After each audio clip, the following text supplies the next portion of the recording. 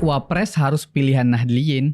Setelah akhirnya Muhaimin Iskandar alias Caimin ditetapkan sebagai pasangan cawapresnya Anies Baswedan di Pilpres 2024 nanti, mulailah berkembang beragam isu yang bersinggungan dengan suara di Pilpres 2024 yang dikaitkan dengan suara atau votersnya Nahdlatul Ulama. Mulai berkembanglah spekulasi-spekulasi yang menyatakan bahwa capres-capres lainnya harus mengambil pasangan dari kalangan Nahdliyin atau warga NU agar Caimin yang juga merupakan Nahdliyin tidak mengkapitalisasi suara NU. Bahkan, salah satu pengamat politik menyatakan bahwa Ganjar dan Prabowo bisa saja kalah di Pilpres jika sama sekali tidak mencari pasangan dari kalangan Nahdliyin, atau setidaknya berkoalisi dan mencoba menggait suara Nahdliyin. Sebenarnya, pemikiran pentingnya suara Nahdlatul Ulama itu ada benarnya. Walaupun tidak benar juga jika dikatakan capres lain bisa langsung kalah kalau nggak pilih cawapres dari kalangan Nahdliyin. Alasan pentingnya, suara warga NU adalah karena memang besarnya jumlah warga NU yang juga merupakan pemilih nanti di Pilpres 2024, yang besarnya mencapai lebih dari 50% dari jumlah masyarakat Indonesia. Survei terakhir pada Agustus 2023 yang dilakukan oleh Lingkaran Survei Indonesia atau LSI DNIJA menunjukkan bahwa adanya peningkatan jumlah warga atau jamaah Nahdlatul Ulama yang saat 2005 hanya berkisar 27% dari jumlah masyarakat Indonesia dan sekarang pada 2023 mencapai 56,9%. Angka itu tentu angka yang sangat besar apalagi dalam pemilihan nanti. Sudah pasti, orang yang bisa menggait semua suara NU akan menang di Pilpres. Ibarat kata, kalau semua warga NU nurut untuk mengikuti pilihannya Ketua PBNU, sudah pasti Ketua PBNU tuh yang nentuin presiden kita siapa. Tapi kan konsepnya nggak seperti itu.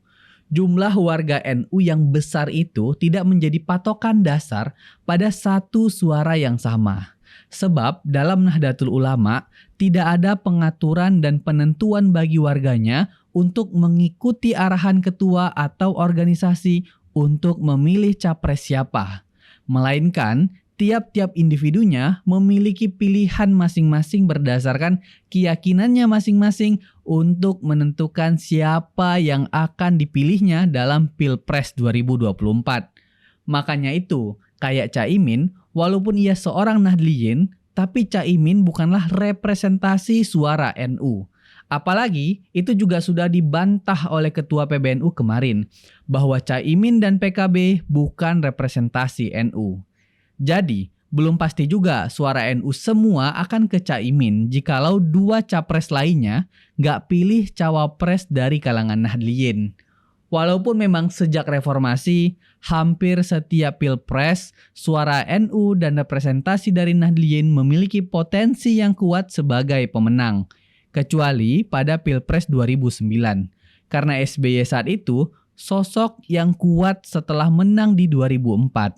Jadi, representasi Nahdliyin dan penggaitan suara NU memang tidak diperlukan. Namun, di Pilpres yang nggak ada calon incumbent-nya, sudah pasti suara warga NU sangat diperhitungkan. Akan tetapi, seperti saya bilang tadi, kalau suara warga NU itu nggak satu, melainkan banyak tergantung pribadi dari warga NU itu masing-masing. Walaupun NU dikatakan sebagai lumbung suara, tapi lumbung suara tersebut dapat dibagi, alias nggak cuma untuk satu orang atau satu pasangan saja. Kayak Ganjar misalnya.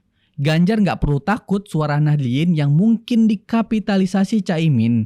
Karena nggak mungkin Caimin mengkapitalisasi suara itu seluruhnya.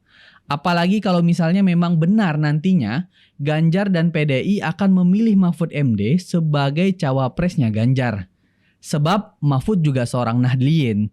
Tapi kalaupun tidak, misalnya nih, Ganjar nggak memilih cawapres dari kalangan Nahdliyin, suara NU di PDIP itu cukup kuat dan PDIP pun nggak perlu menyiapkan strategi khusus untuk menggait warga NU. Kenapa?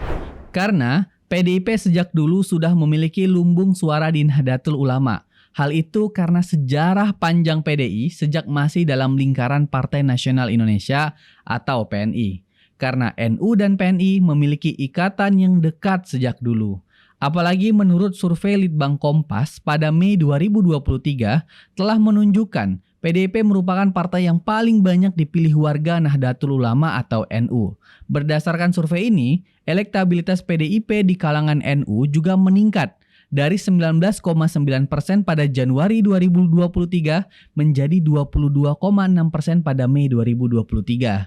Jadi nggak akan mungkin lah Caimin yang bahkan udah dikatakan bukan representasi NU oleh ketua PBNU itu sendiri bisa mengkapitalisasi suara NU. Jadi nggak harus juga capres lain takut suara NU yang akan dikapitalisasi Caimin. Kubu Anies juga harus realistis. Karena hasil survei itulah gambaran dukungan untuk Anies Caimin hari ini.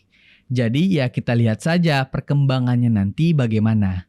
Bersama saya Belmondo Scorpio di #Belmondo.